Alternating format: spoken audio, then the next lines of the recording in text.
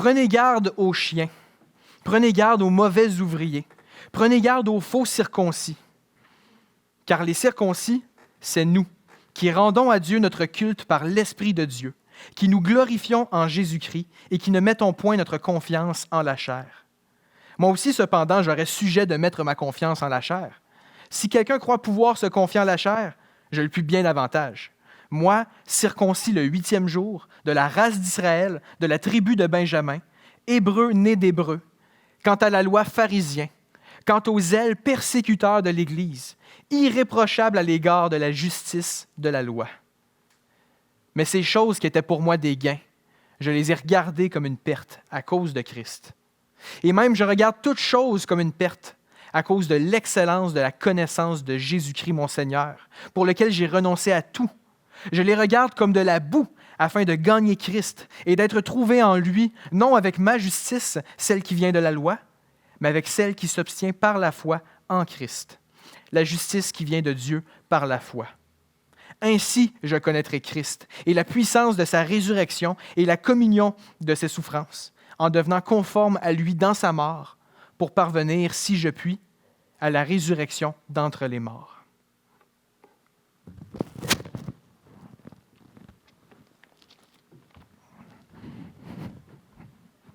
La semaine passée, on a parlé que Jésus était digne que nous abandonnions nos vies pour lui.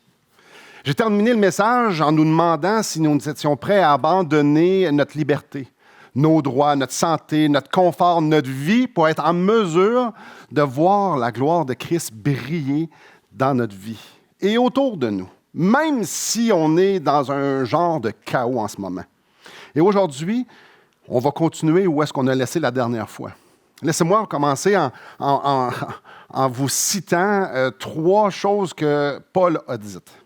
Dans Actes 20, au chapitre 24, on y lit « Mais je ne fais pour moi-même aucun cas de ma vie comme si elle m'était précieuse, pourvu que j'accomplisse ma course avec joie et le ministère que j'ai reçu du Seigneur Jésus d'annoncer la bonne nouvelle de la grâce de Dieu. Je ne fais pour moi-même aucun cas de ma vie. » Dans 2 Corinthiens, au chapitre 12, au verset 10, il dit « C'est pourquoi je me plais dans les faiblesses, dans les outrages, dans les calamités, dans les persécutions, dans la détresse pour Christ, parce que quand je suis faible, c'est alors que je suis fort. » Avouons que c'est assez surprenant d'entendre « je me plais ». Je ne me plais pas juste, j'accepte, j'ai la résignation passive, je ne peux pas être autrement, ça va être comme... Non, je me plais dans les faiblesses et dans tout le reste. Dans chapitre 1, verset 21 de Philippiens, il dit « Car Christ est ma vie, et mourir m'est un gain. » Le récit de la vie de Paul, lorsqu'on considère la vie de Paul dans son ensemble, on va arriver à la conclusion que ces 3 choses-là que je viens de vous dire, ce n'était pas juste des slogans, mais bien ancré dans le cœur de Paul, c'était là. Paul a réellement perdu énormément pour pouvoir gagner Christ.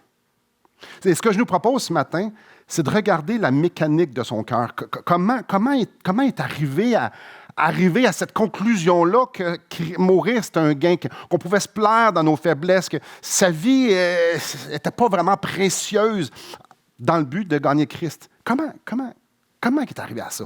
C'est ce que je nous propose de voir ce matin. Tout perdre pour gagner Christ. Jean-Étienne va nous faire la lecture d'un texte qui est sublime. On va tout de suite commencer. Prenez garde au verset 2 aux chiens. Prenez garde aux mauvais ouvriers. Prenez garde aux faux circoncis. Prenez garde. Depuis toujours, l'homme met énormément de valeur dans ses accomplissements, dans ses propres valeurs, dans ses opinions, dans ses convictions. Depuis toujours, c'est comme ça. L'idée, c'est qu'on soit assez bon à nos propres yeux pour que lorsqu'on regarde les autres, on se sente bien.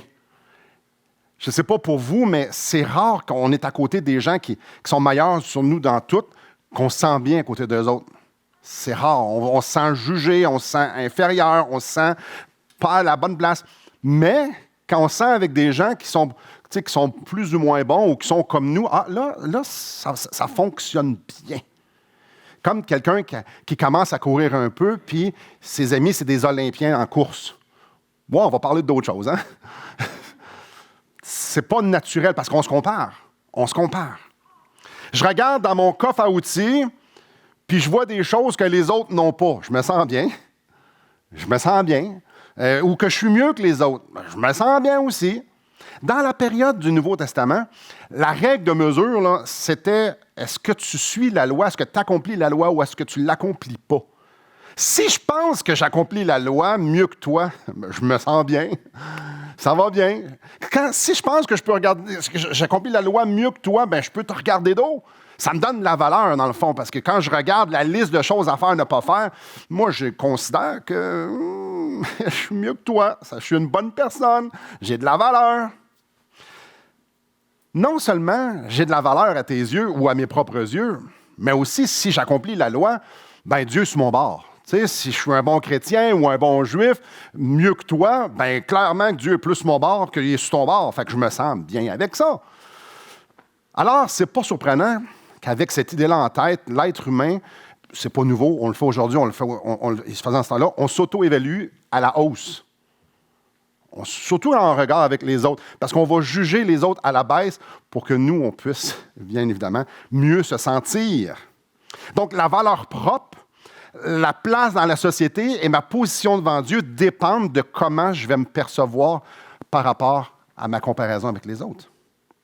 Dans ce temps-là, on appelait ça des judaïsants. Des judaïsants. Donc, Paul, ici, au verset 2, je l'ai bien dit, il dit « Prenez garde à ce monde-là. Prenez garde. Hey, gang les gens de Philippe, là, prenez garde au monde qui s'évalue à propos de la loi. Ils me prennent leur valeur à propos de leur religiosité à quelque part. Hey, faites attention à ça. » Et ce que j'aime, c'est qu'au verset 5 et 6, il va prendre leur méthode d'évaluation, puis il va se comparer avec eux autres. Donc, vous comparez avec nous par rapport à la loi, bien, laissez-moi faire la même chose que vous. Il leur dit, moi, circoncis le 8e jour. Circoncis le 8e jour. La prescription de se faire circoncire, dans la loi, ça se passait le 8e jour. Je l'ai, ça. Mais il faut comprendre que la plupart des païens judaïsants, eux, s'étaient convertis. Donc, eux s'étaient fait circoncire plus tard. Ils n'avaient pas ça. Paul dit, moi, mes parents ont suivi la loi à la lettre. Je suis circoncis. Toi, ça a été plus tard. Donc, 1-0 pour moi. Il parle ici, toujours, race d'Israël. Les judaïsants devaient se faire circoncire, étant donné que c'était des païens convertis, ils devaient se faire circoncire pour pouvoir recevoir les privilèges d'être dans le peuple de Dieu. Paul dit, 2-0, moi je suis hébreu. Je les ai eus par naissance, ces privilèges-là. C'est à cause de mes parents, de mes grands-parents, ça va bien. Il va même plus loin, il dit, moi je viens de la tribu de Benjamin. Donc moi je ne suis pas rentré par la porte d'en arrière. Non. Je ne me suis pas converti au judaïsme. Je ne me suis pas approché du peuple de Dieu. Non, moi, je fais partie du peuple de Dieu. Je fais partie d'une des tribus que Dieu a bénies en plus. 3-0. Hébreu né d'hébreu. Donc, il résume les 3 premiers. Donc, je suis aussi hébreu qu'un hébreu peut être hébreu. Là. Dans le fond, moi, il ne manque absolument rien. Je suis full equip. 4-0. Quant à la loi, je suis pharisien. Les pharisiens, c'est un groupe reconnu pour leur connaissance rigoureuse des Écritures. Quand je parle rigoureuse des Écritures, souvent, on est impressionné par des gens qui connaissent quelques versets par cœur. Les pharisiens connaissaient, en la grande majorité, l'Ancien Testament au complet par cœur. Donc, les pharisiens, c'était en grande partie des génies. Mais non seulement des génies, ils observaient la loi d'une façon super stricte. Donc, lui est en train de dire, en tant qu'à la loi, moi, je suis tombé dedans. Tu sais, moi, quand on parle de la connaissance de Dieu, connaissance des Écritures, connaissance de la loi, moi, je suis dans l'élite de l'élite. 5-0. Fait que, son ton ici, c'est « T'es qui, toi, déjà, pour te comparer à moi? » Quant au zèle, c'est important, le zèle. Mais il dit « Moi, j'ai persécuté l'Église. » Donc, tant que j'étais zélé pour la loi, j'étais zélé pour mon peuple, j'étais zélé pour le temple, je suis tellement zélé que j'étais même prêt à détruire l'Église de Christ, donc détruire mes opposants. Vous ne pouvez pas être plus zélé que je l'étais. 6-0. Et là, le coup de massue, irréprochable à l'égard de la justice de la loi. Paul, il ne va pas dans l'exagération. La preuve, c'est qu'il est inspiré du Saint-Esprit quand il écrit ça. Donc, selon les standards du temps, il était bel et bien irréprochable à l'égard de la loi, de la justice de la loi. Il était aussi dans l'élite des observateurs de la loi. Donc, il dit au verset 4, écoutez, là, si on détermine notre statut devant Dieu, si on détermine notre statut devant les hommes, à cause de notre coffre à outils, je suis équipé pour veiller tard. Je vais lire le verset. Moi aussi, cependant, j'aurais sujet de mettre ma confiance dans la chair. Si quelqu'un croit pouvoir se confier en la chair, je le puis bien davantage. Je suis équipé, là. On est à 7-0, là. La game est finie. Vous êtes rien comparé de moi, là. Moi, je suis vraiment hot. Aux yeux du monde. Selon votre comparaison, selon la façon que vous pensez. Il y a un mot super important, c'est au verset 7. Mais. Je l'ai dit. Mais toutes ces choses qui étaient pour moi des gains, je les regardais comme une perte à cause de Christ. Mais ça vaut rien. Devant Dieu, la meilleure observation de la loi, ça vaut rien. Le zèle le plus extrême, ça vaut rien. C'est pas clair. Si ma citoyenneté vaut quelque chose, j'ai pas besoin de Christ. Oh! Si les œuvres valent quelque chose devant Dieu, Christ me sert à rien. Si le zèle, c'est quelque chose dans la balance devant Dieu pour déterminer si je suis une bonne personne, si je suis agréable à Dieu, Christ me sert à rien. Si ma connaissance de la loi a une quelconque valeur devant Dieu ou devant les hommes, Christ me sert à rien. On doit comprendre que Paul ne voulait pas brandir la bannière de son statut, la bannière de ses accomplissements, de ses sacrifices, de ses souffrances, de ses connaissances. Si je brandis cette bannière-là, si moi j'ai envie de montrer mon CV devant les hommes et devant Dieu, Christ me sert à rien. Et ça, là, c'est énorme. C'est énorme. Paul n'avait rien à faire de qui était. Paul était reconnu. Quand Paul se levait dans le Saint-Hédrin pour parler, les gens s'assoyaient et y écoutaient. Il dit ça vaut rien, ça. Ça vaut rien. Paul était consacré comme il l'était chrétien. Il l'était comme ça quand il était juif aussi. Il était consacré à l'œuvre de Dieu. Il dit, ça vaut rien, ça. Ça vaut absolument rien. Ce que j'ai fait, ce que j'étais, ce que j'ai pu faire, ça n'a rien à voir. Ni devant les hommes, ni devant Dieu. Puis au verset 8, il va encore plus loin que les choses religieuses. Allons le lire. Et même je regarde toute chose comme une perte. J'aime le « toute chose comme une perte ». À cause de l'excellence de la connaissance de Jésus-Christ, mon Seigneur, pour lequel j'ai renoncé à tout. Je regarde comme de la boue. Je les regarde comme de la boue afin de gagner Christ. Donc là, il englobe pas juste sa citoyenneté, ce qui est fait, puis ce qu'il connaissait par rapport à la loi. Il englobe vraiment tout. La chair me sert à rien. Ce qu'il est en train de dire ici, c'est tout ce qui est terrestre me sert à rien, que ce soit le confort, que ce soit la sécurité, que ce soit l'argent, que ce soit la reconnaissance, que ce soit la santé, que ce soit n'importe quoi. Ce qui est terrestre me sert absolument à rien. Non seulement ça me sert à rien, mais tout ce qui vient de la terre, je la regarde ça comme de la boue. Je ne veux pas offenser personne, mais le mot « boue », en grec, c'est de la merde. Pas le mot, ça veut dire ça.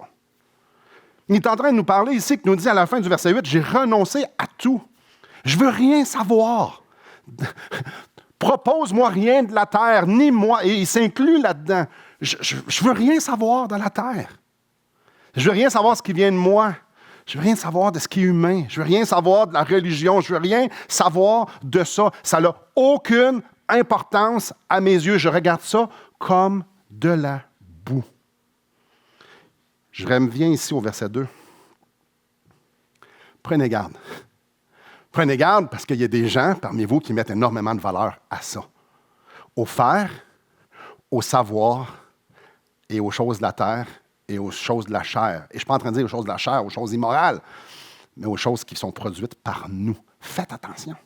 Puis il les appelle d'une façon, c'est cru, là. Aux chiens. Les chiens, c'était comme l'animal vraiment très dégoûtante pour un Juif. Prenez garde aux mauvais ouvriers. Prenez garde aux faux circoncis. Prenez garde à ceux qui semblent vous faire croire que le faire est important devant Dieu et important devant les hommes et important pour vous donner de la valeur. Faites attention, faites attention. Continuons. Pour Paul, il y avait juste une chose qui avait de la valeur. On le lit au verset 8. Je le dis, je le relis, je vais partir du milieu. À cause de l'excellence de la connaissance de Jésus-Christ, mon Seigneur, pour lequel j'ai renoncé à tout. Quand Paul parle de connaissance, il parle de connaître dans un sens d'expérimenter. Donc, il ne parle pas de voir, il ne parle pas de savoir, mais de rentrer en relation avec Christ par une expérimentation morale, intellectuelle, émotionnelle et active. Et la façon que la phrase est construite en grec, ça signifie que c'est sur une base continuelle. Donc, on parle d'une expérimentation de Jésus dans la vie quotidienne, sur une base journalière. Et il parle ici du mot excellence. Excellence. Excellence, c'est une valeur inestimable. Donc, pour Paul, quand tu mets expérimenter Christ et n'importe quoi d'autre à côté, il n'y a pas de choix vraiment. Quand tu dis, moi, je peux expérimenter Christ pour 1 seconde ou pour ma vie, ou bien non, je peux expérimenter n'importe quoi d'humain, non, il n'y a même pas une hésitation. La connaissance, l'expérimentation de Christ surpasse quelconque autre chose dans l'expérience humaine. Ne cherchez pas, il n'y en a pas. Au début du verset 7, ça nous dit « Mais ces choses qui étaient pour moi des gains, je les ai regardées comme une perte. » C'était des gains au niveau humain. Pour lui, au niveau de la société, puis devant Dieu, c'est un gain. Non, je les ai regardées comme une perte. Au début du verset 8, il dit « Et même je regarde toute chose comme une perte. » À la fin du verset 8, il parle de renoncer à tout. Pourquoi? Il y a une expression ici très importante. Afin de gagner Christ. Gagner Christ et être trouvé en lui. La raison pourquoi il était prêt à dire non à tout ce que la terre peut offrir ou à tout ce que son cœur peut lui offrir, c'est parce qu'il voulait être trouvé en Christ. Il ne voulait pas se présenter devant le miroir, devant le peuple, devant son Église, et encore moins devant Dieu avec sa propre justice. Il ne voulait pas se présenter à quiconque avec sa religion, avec ses œuvres. Il dit, moi, je suis prêt à perdre tout ça. Je suis prêt à devenir, que le monde voit, que Dieu le voit déjà, à reconnaître que je suis un homme vil, vain. Et dans 1 Timothée, il dit, le premier des pécheurs, le plus grand des pécheurs. C'est ce que je suis. Pourquoi? Parce que je veux gagner Christ. Je veux être trouvé en lui. C'est Christ que je veux. Je veux rien, moi, apporter à la table, ni devant Dieu, ni devant les gens. Je veux rien apporter. Non, moi, je sais qui je suis. Je veux juste gagner Christ. Je veux faire un avec lui. Je veux faire un, gagner Christ. On continue au verset 10. Ainsi, je connaîtrai Christ et la puissance de sa résurrection et la communion de ses souffrances en devenant conforme à lui dans sa mort pour parvenir, si je puis, à la résurrection d'entre les morts. Connaître, être conforme. Je veux être un. Je veux faire un avec Jésus. Et il faut comprendre ce que ça veut dire. Quand il dit « je veux faire un », je veux être conforme. Je veux expérimenter, je veux connaître. Il est en train de parler ici que je veux prendre la même forme que Jésus. Je veux prendre la même forme que Jésus. Je ne veux plus être caractérisé par Paul. Je ne veux plus que Paul existe. La seule chose qui a de la valeur, c'est Christ. Donc, je veux être comme lui. Je ne veux plus vivre ma vie, je ne veux plus avoir mes ambitions, je ne veux plus avoir rien à propos de moi, rien à propos de la terre. La seule chose que je veux, c'est vivre la vie de celui qui a une valeur éternelle. Je veux vivre la vie de Christ.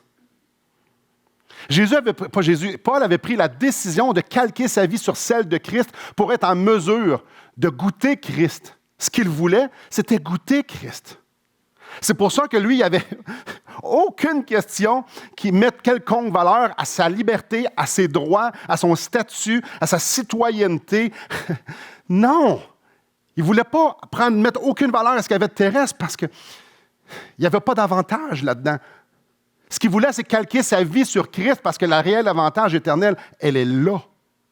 Il était tellement imprégné de la valeur de Christ qu'il ne voulait pas juste mourir, il voulait aussi vivre pour Christ. Il voulait vivre pas juste pour Christ, il voulait vivre la vie de Christ et mourir la vie de Christ. C'est énorme, ça. Je suis prêt à mourir, je calque ma vie, c'est juste toi, je veux. Pour Paul, la vie la plus extraordinaire qui ne pouvait pas être vécue, c'était celle de Christ. Paul avait une soif insatiable de Christ. Il ne voulait pas juste avoir une connaissance, il ne voulait pas connaître juste des versets, il ne voulait pas juste connaître des faits, il voulait expérimenter Christ. Pourquoi? Parce qu'il n'y avait pas de choses plus grandes à expérimenter dans toutes les sphères. Avec ceci en tête, j'aimerais vous partager 2 applications de ce texte. Allons-y avec la première. Avez-vous remarqué que les choses que Paul regarde comme de la boue ne sont pas des mauvaises choses? Être juif, c'est clairement pas une mauvaise chose. Être un citoyen hébreu d'Israël, c'est pas une mauvaise chose. Obéir à la loi, c'est clairement pas une mauvaise chose. Être zélé pour Dieu, assurément, c'est pas une mauvaise chose. Quand il dit qu'il regarde toutes choses comme de la boue, il n'a pas en tête des choses immorales. Il n'est pas en train de dire, là, moi, je vais aimerais ça avoir 22 femmes, puis j'aimerais ça être hyper... Non, c'est pas de ça qu'il est en train de parler, là. Il est juste en train de parler de l'expérience humaine. Ce qui rend l'expérience humaine plaisante. Ce qui rend l'expérience humaine confortable sur la terre. Il dit, moi, je renonce à ça. Ça, c'est une perte. Pour Paul, l'attachement au terrestre, peu importe ce que c'est, est un obstacle pour connaître Christ. Je l'aurais dit une autre fois. C'est hyper important. Pour Paul, l'attachement à quelconque chose sur la terre, puis le quelconque, là, c'est lui, il dit toutes choses. Fait que les meilleures choses, ma femme, mes enfants, toutes choses, la vie, ma vie, tout ça, là, c'est un obstacle pour connaître Christ, pour expérimenter Christ, si je m'attache à ça. Et ce qu'il est en train de dire, lui, là, c'est tu as besoin de renoncer à toutes ces choses-là dans le but de connaître Christ. On est ailleurs, là. Renonce à ça. Je leur dis, là, ce ne sont pas des mauvaises choses. Ce ne sont pas des péchés, des mauvaises habitudes. Non. Tout ce qui est de la terre, que ce soit en dedans de moi, que ce soit à l'extérieur de moi, tu dois voir ça comme une perte dans le but de gagner Christ. OK. Tu ne peux pas investir ta vie à ce qu'elle soit confortable et goûter Christ. Et là, à ce moment-ci, normalement, j'aurais donné des listes pour que chacun puisse se rejoindre, pour qu'on puisse comprendre un peu qu'est-ce que Paul veut dire. Des listes de choses qui rendent notre vie confortable. Je ne ferai pas ça ce matin. Je vais juste vous poser 3 questions. Parce que probablement que nos choses ne sont pas les mêmes.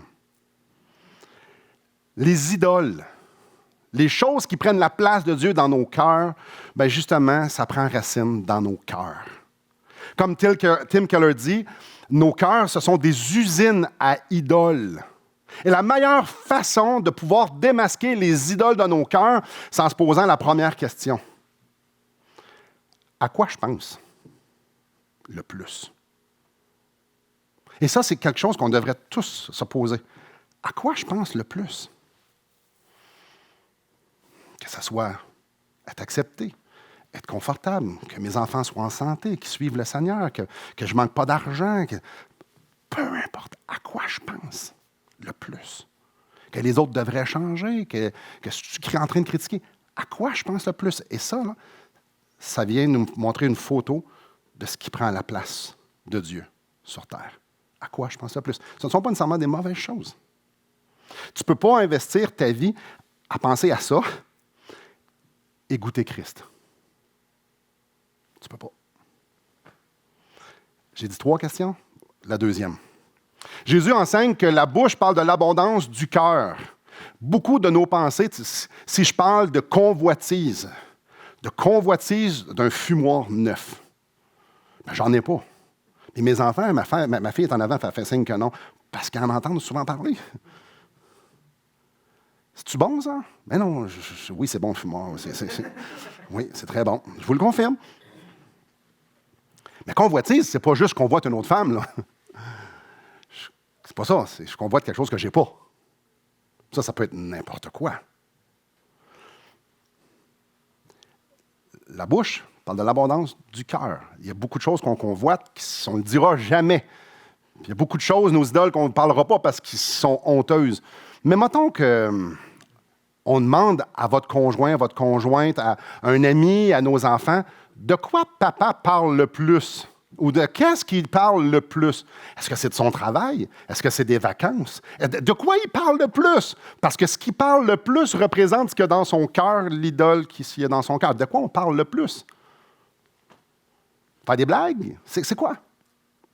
Ça, c'était la deuxième question. Parce que je ne peux pas investir ma vie dans ça et goûter Christ. Je ne peux pas. Ça ne va pas ensemble. La troisième, naturellement, l'homme veut établir, ça depuis toujours, c'est pas nouveau, c'est tout le monde, on établit notre valeur sur ce qu'on fait. Souvent, les parents qui sont plus vieux, que leurs enfants sont plus vieux, quand ils parlent de leurs enfants, c'est « Ah, puis tes enfants, t'as-tu des enfants, toi? Oui, j'ai 3 enfants. » Qu'est-ce qu'ils font? Puis la première chose qu'on dit, c'est rare qu'on va dire c'est un être extraordinaire, il est patient, il est doux, on va dire, ben, il est à l'université, ou il fait tel job, ou fait telle... Ah! Souvent, quand on écoute les gens, puis on s'écoute nous-mêmes, on parle de ce qu'on a fait dans le passé. Non pas de qui on est. On établit notre valeur sur ce qu'on fait. Bon. La question, ça, c'est pas une question, ça, c'est une affirmation. La question, c'est quelle action que j'ai fait, ou que j'aimerais faire, ou que je fais, qui me fait sentir bien à propos de moi-même. Qui fait en sorte que je me situe à quelque part. Qu'est-ce que je suis? Qu'est-ce que je fais? Pas que ce que je suis, qu'est-ce que j'ai fait ou ce que j'ai fait qui fait en sorte que je suis bien, je suis fier de ça. Ah. On ne peut pas investir dans notre vie, et goûter Christ. Là, je vais dire quelque chose de hyper profond. Puis je suis allé à l'école pour dire des affaires de même. Si ton cœur est attaché à la terre, ton cœur est attaché à la terre. Vous y réfléchirez. Parce que c'est simple, mais ça fait mal un peu. Qu'est-ce que je pense? Qu'est-ce que je dis? Et qu'est-ce que j'ai fait qui me donne de la valeur? Ces choses-là m'empêchent de goûter Christ. Ça, c'était la première application de ce texte-là. Je vous en propose une deuxième application. Et elle découle directement de la première. Étant donné qu'il n'y a rien sur la terre qui peut combler mon cœur, Paul, il y a juste une chose qu'il veut, c'est Christ. Pour Paul, Christ, c'est le pardon. Christ, c'est la justice, c'est la puissance. Christ, c'est la réconciliation. Pour Paul, Christ, c'est l'appartenance à un nouveau royaume. C'est être une nouvelle créature. Toutes choses maintenant sont rendues nouvelles. C'est au ciel, ça se passe. Pour Paul, Christ, c'est l'éternité. C'est les choses célestes, c'est sa citoyenneté céleste, c'est son héritage céleste. Pour Paul, Christ, c'est Dieu. Pour Paul, ça c'est la chose qu'on devrait le plus comprendre quand on approche des Écritures, quand on lit un livre, quelconque livre. Christ, ça n'a rien de factuel. Pour Paul, Christ, c'est expérimenter sa vie. Il ne veut pas connaître des faits de Jésus. il veut expérimenter sa vie dans son expérience humaine. Donc, que ce soit dans ses relations, il veut expérimenter Christ là-dedans. Que ce soit dans la pauvreté, il veut expérimenter Christ là-dedans. Que ce soit dans son ministère, il veut expérimenter Christ là-dedans. Que ce soit dans les souffrances ou dans l'emprisonnement, il veut expérimenter Christ là-dedans. Dans la mort aussi, dans la vie aussi, dans la liberté aussi. Il veut expérimenter Christ dans toute l'expérience humaine. Il voulait goûter Christ dans sa vie. Et une autre chose importante à comprendre et à se souvenir, il voulait goûter Christ dans les consolations. Il voulait se faire consoler par Christ. Savez-vous quelque chose? Pour se faire consoler, il faut que tu sois détruit. Hein? Il voulait goûter la consolation venant de Christ. Quand il veut avoir le total, je ne veux pas juste avoir les bénédictions qui font du bien, je veux avoir tout ce que je peux avoir de Christ, la consolation et l'euphorie de sa présence. Je veux les deux. La dernière chose qu'on doit voir, c'est que Christ voulait juste de l'information. Que la vie chrétienne, c'est une question d'information. Non, non, non, non. Il voulait devenir conforme à Christ. Il voulait que sa vie soit celle de Christ. Il était tellement consumé par Jésus qu'il était prêt à perdre. Quand je dis perdre, pas se le faire arracher, mais à l'abandonner, abandonner le confort de la terre, le bon confort de la terre pour pouvoir expérimenter Christ. C'est pour ça que les deux applications vont ensemble. Quelle vie je veux vivre? Est-ce que je veux expérimenter ma vie et goûter le confort, ou je veux vivre la vie de Christ et expérimenter la vie de Christ? Donc, en conclusion, la question qui tue, c'est une question de foi. Est-ce que je suis prêt à tout perdre pour gagner Christ? Oh, mais ça veut-tu dire que je vais réellement tout perdre? Poser la question, c'est répondre. C'est y répondre. Est-ce que je suis prêt à tout perdre pour gagner Christ? Est-ce que la vie de Christ a plus de valeur que la mienne? Je ne vous demande pas si vous le savez, parce que moi, je le sais, je prends pour acquis que vous le savez. Clairement, puis la semaine passée, c'est de ça qu'on a parlé. Christ est digne qu'on abandonne nos vies. On le sait, ça. Je vous demande, et je nous demande, est-ce qu'on le croit? Parce que si je le crois, ça produit des œuvres. La foi sans les œuvres, non, ça n'existe pas. Ce n'est pas de la foi, c'est de la connaissance. On ne parle pas d'une connaissance factuelle ici. Est-ce que je crois que la vie de Christ a plus de valeur que la vie humaine? L'expérience que Christ a eue sur la terre, est-ce qu'elle est meilleure que l'expérience que je peux avoir sur la terre? Ouf! Parce que si je crois ça, ma vie va être ponctuée, va être caractérisée d'œuvres, de pensées radicales pour la gloire de Christ. Parce que justement, c'est comme ça que Christ a vécu. Jésus a eu une vie radicale, une vie de pardon. Père, ne leur impute pas ce péché. Ils ne savent pas ce qu'ils sont en train de faire. Jésus, c'était ça. Jésus, il n'y avait même pas une place pour poser sa tête.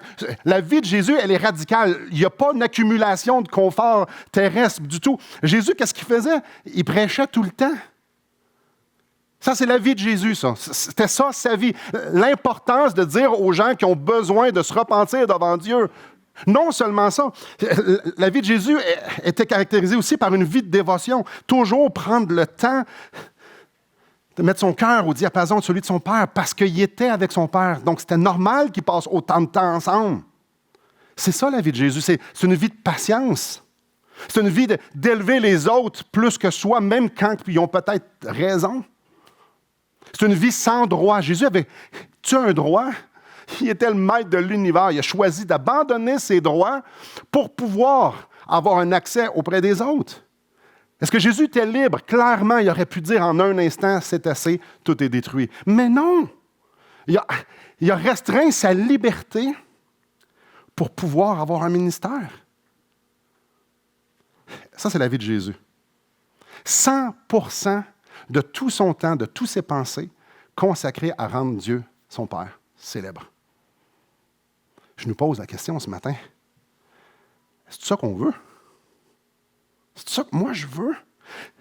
Si Jésus était ici ce matin, alors vous auriez un entretien 1-à-1 avec Jésus, là. Puis s'il vous disait, suis-moi.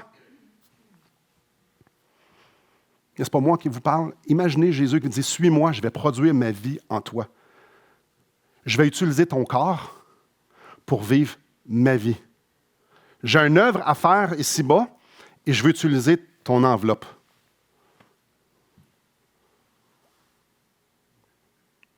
Je dis-tu oui?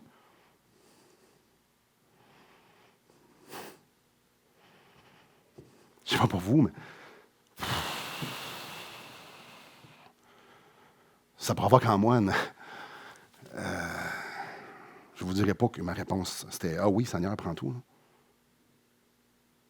Plutôt, ce matin, alors que je révisais ça, j'avais le même sentiment encore et encore. Je dois me repentir de mon incrédulité. Ah, je le sais. Ah, je le sais. Je sais qu'il est digne. Mais tout perdre pour qu'il vienne produire sa vie en moi, ça, je n'ai aucune idée de ce que ça veut dire. Je finis peut-être en Corée du Nord la semaine prochaine. Je ne sais pas ce que ça veut dire. Là. Peut-être que je vais donner un rein à quelqu'un qui en a besoin. Je n'ai aucune idée de ce que c'est. Peut-être que je vais juste commencer à obéir. Je n'ai aucune idée. Puis j'en suis venu à la conclusion, puis je rouvre mon cœur, puis on n'est peut-être pas à la même place, mais malheureusement, j'ai l'impression que, pas trop souvent, je vais dire très souvent, je veux le meilleur des deux mondes. Je veux Jésus, mais je ne suis pas prêt à tout perdre. Je ne suis pas prêt.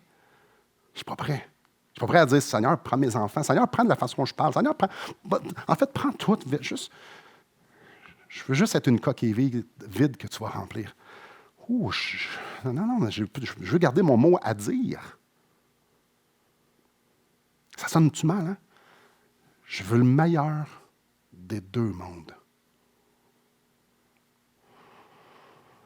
Seigneur Dieu,